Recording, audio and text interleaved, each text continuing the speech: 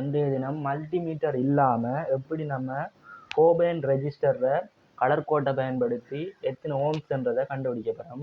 பார்த்தீங்கன்னா register ohms ஆனது ohms மற்றும் கிலோ ஓம்ஸ் மெகா ஓம்ஸ் என வகைப்படுத்தப்படுவது.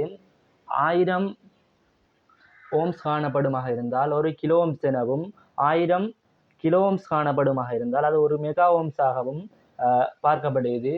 பார்த்தீங்கன்னா இந்த ரெஜிஸ்டரை பார்த்தீங்கன்னா இந்த ரெஜிஸ்டரை பார்த்தீங்கன்னா இதில் முதல் நிறமானது பச்சையாக காணப்படுது.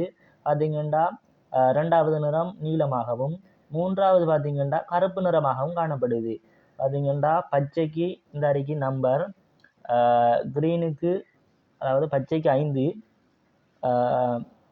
நீலத்துக்கு பார்த்தீங்கன்னா 6வது நம்பர், பிளாக் கருப்பு நிறத்துக்கு பார்த்தீங்கன்னா 0 காணப்படுது. பார்த்தீங்கன்னா இது 560 ஓம்ஸாக காணப்படுது.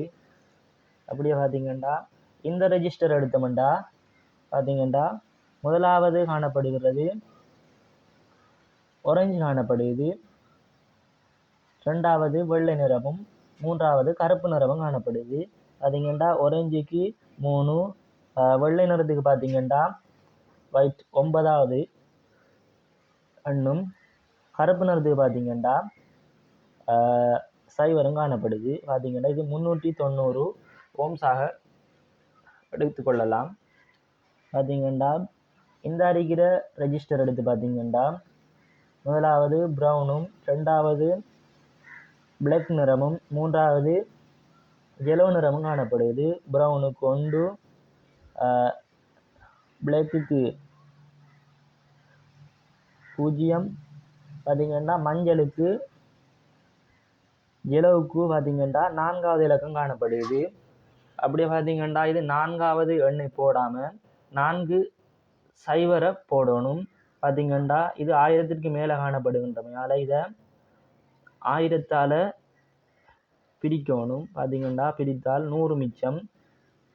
பார்த்தீங்கன்னா பிரிச்சம் என்றாலே 1000ஆல் பிரித்தாலே அது கிலோ ஓம்ஸாகத்தான் எடுத்துக்கொள்ள வேண்டும். எனவே தான் இது 100 கிலோ ஓம்ஸாக பார்க்கப்படுது. இந்த வீடியோவானது கொஞ்சம் தெளிவாக இருந்திருக்கும்னு நினைக்கிறேன். ரெஜிஸ்டரை பற்றிய கலர் கோட்டுகளை அறிய உதவிக்கலாம்னு நினைக்கிறேன். தொடர்ந்து இன்னொரு வீடியோவிலிருந்து விடைபெறுவோம். நன்றி.